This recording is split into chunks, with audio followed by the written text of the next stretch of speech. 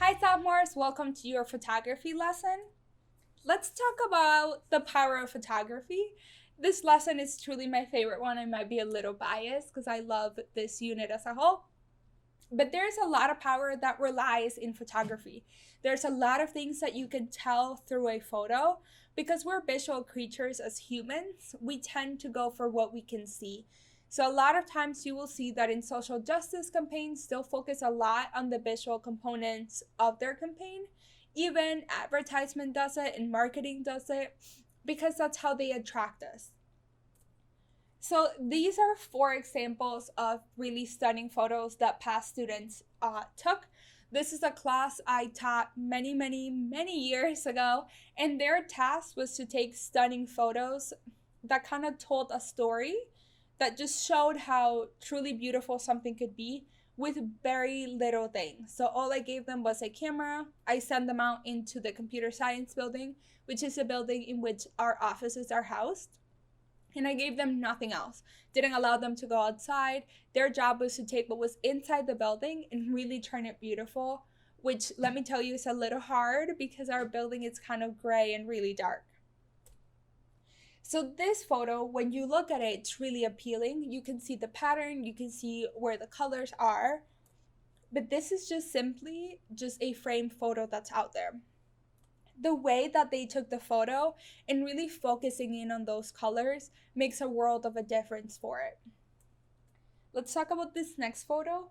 This is a railing, but if you look at it, your eye is kind of trained to follow lines. So if you look, there is lines that go all the way around it, and that's what you tend to focus, hence thinking that this is beautiful. And this is also just a railing that's out in our building.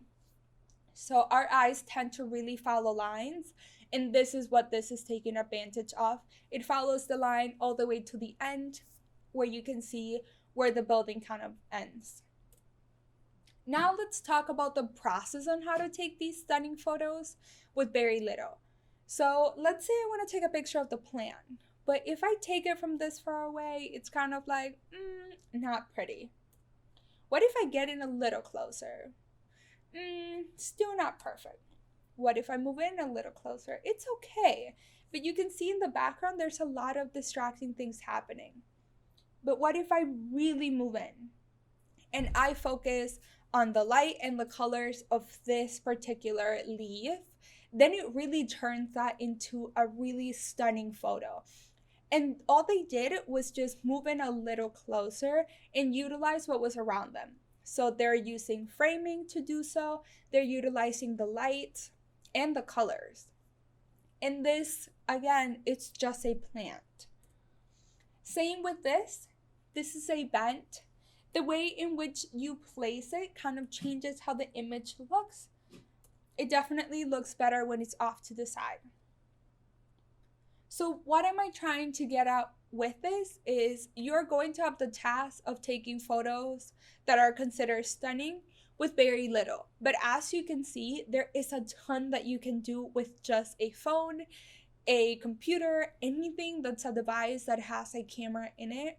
You can tell your story even if you don't have the most perfect background or the most beautiful lights. You don't need all of that in order to be a good photographer. All you need is just vision to do so. This is a video that I'm going to leave in here. Feel free to watch it in your free time. It's gonna really talk in depth about the next things that I'm going to talk about. So I'm going to talk about some settings that you can change in cameras typically, but more recently, newer iPhones and newer Android phones come with the function to change some of these. So this is the exposure triangle, and it's composed of 3 things. The first one being aperture, so how much light is going into your camera. And this determines how blurry your background is going to be or how not blurry it's going to be. The less light that you let in, the more that the light is equally divided and it kind of focuses on everything the same. So you're going to be able to see very far away from your subject and it's going to look very clear. If you let a lot of light in, it's going to focus on what's in front of it, and then your background is going to appear blurry. This is measured in f-stops. So the higher the f-stop, the less light you're letting in. The lower, the more light you're letting in. So the next one is ISO, which is how grainy your picture is going to look. The more light that you're letting in, so the higher the ISO number, the more grainy it's going to look, because it is trying to really pick up at those finer details. The less light that you let in, the less grainy is going to look, but the less sharp your image is going to look. So truly up to you how you work with those. And then the last one that is part of this exposure triangle is your shutter speed. And you may have seen this before. This is very useful when you're trying to take pictures of moving objects or subjects. The more light that you let in, so the sooner your lens closes, the more blurry your subject is going to look. The less light you let in, which is your lens is going to be open for a longer period of time, the sharper the image. All of these work together, and there is no perfect number for them. So I can't tell you when you're using a aperture of f32, you have to use an ISO of 300 and a shutter speed of 1/4 of a second. I can't tell you that. It really depends on what you're shooting, the kind of light you're using, and the location. With this, there's also white balance that you can change, and that is looking at making what is meant to be white appear white. So a lot of times, depending on the type of light you're working with, they will give off a bluish or yellowish tint. And that is because different types of light burn at a different Kelvin scale, hence giving off different tints and warmness to them. You will see a lot of this when you're working with fluorescent lighting, or if you're working on overcast days, when it's already dark, it's going to look blue. Some movies use this to give them a different kind of feeling, kind of sad feeling, but it's truly up to you. You should change your white balance setting to the type of light you're working with so that it is able to accommodate for that and change that. This is a more in-depth look at each one of them. So again, you can see your aperture here. The larger number, you can see everything. The smaller number, you can only see what's right in front of you. And you can see how the lens works in there. This is also a look into ISO. You can see the higher the number, the more grainy it looks. The lower the number, the less grainy it looks. But it does take away some light. So it's really about playing around with it. The last one, shutter speed. The soonest your lens closes, the less likely you are going to be to get details. The more you leave it open, the sharper your image, even if it's moving. So again, putting them all together, each one of them affects each other. So if you change one of them, you're going to have to change the other two. And that is because they all work with light.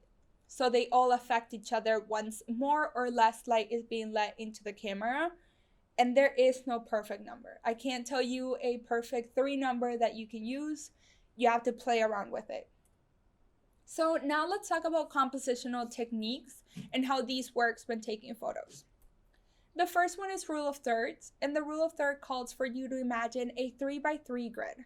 And your main object or subject of your image should be placed within 2 intersecting points of that grid.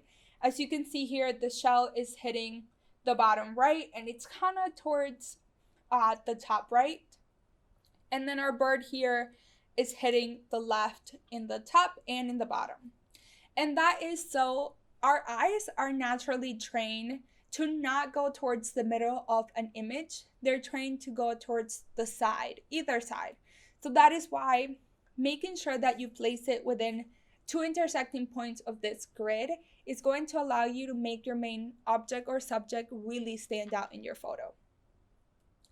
The next one is leading lines. Again, we're visual humans, so we tend to follow lines naturally. So a good technique to use is to use lines to lead to your main object or subject, and it really makes them stand out. The next one is framing, which is using natural frames that you find when you're taking pictures to highlight that object or subject. You can use trees, fences, truly anything, hands. The next one is bird's eye view, which is where you take a photo very high up to make your subject or object appear very small. And it kind of gives the camera and the photographer a sense of power. And opposite to this is worm's eye view, which is where you take a photo from very low in the ground and it makes the subject or object appear bigger with more power. And the last one is repetition. So it's using natural things that repeat each other in order to throw your object or subject in the middle of it to make it stand out. So as you can see in the apples, they're all green. You throw in a red one, it makes that red one pop. So with all of this information, what is your mission? So your mission is going to be to take 10 photos in total. 6 of them have to be one from each compositional technique we just talked about. So 1 from rule of thirds, leading lines, framing, bird's eye view, worm's eye view, and repetition. You will notice that some of them you need one and the other. So rule of thirds is usually used every time you take a photo. So you need one that really highlights it, but then you need one using rule of thirds and leading lines and rule of thirds and framing to really make your photo come to life. So those are 6. Then your last 4 pictures are truly stunning photos. So they're going to be your best pictures that you took, and those should utilize different compositional techniques to achieve that stunning look. Your subjects or objects are up to you and what you choose to utilize for this, but you just have to make sure that there's 10 photos in total, 6, 1 from each compositional technique, and 4 that are truly stunning photos. So let's walk through Canvas to show you how things are going to look like. When you get into Canvas, you see your photography lesson, which you're watching right now. There's a presentation I use in case you want to review anything or you want to watch that video I skipped. And there's your photography photos assignment. When you click on it, there is a link to the activity prompt. Activity prompts tell you everything you need to know about an assignment. It tells you what you're doing and why you're doing it. It tells you the skills to use and develop, and it has a section for grading, so you can see what I'm going to be looking at when grading this. It tells you what materials you need to use, and then it gives you a step-by-step instruction on how to complete this assignment. So this one tells you what you need to use, and then it reminds you of everything I just talked about in our lesson. And then the thing that you should really pay attention is the bottom on how to submit things. So there is no right or wrong way to photography. It's truly about using your imagination and really going outside the box. But once you've done this and once you have your photos all ready to go, you need to make a folder in your desktop and call it pictures. In that picture folder, you're going to take your 10 photos that you took and dump them in there. Now, you cannot just turn a regular folder into Canvas, so you must then follow the next step, which is zipping the folder. And there you have the instructions on how to zip the folder. And once you have your zip folder, that is what you're going to submit. So once you are ready to submit, in your view, there's going to be a red button right here that says submit the assignment. You're going to click on it. It's going to show up in a little box in the bottom. You're going to choose the file. Make sure that you're choosing the folder that says picture.zip. That is going to allow you to turn in all of the pictures that are in that folder so that I can download them and see them all. Once you do that, you will be done with the first part of this. Make sure that then you go in and watch the Photoshop lesson and learn how to do that and complete that. If at any point you have any questions whatsoever, feel free to email me and I'll be happy to help. That is it for this lesson.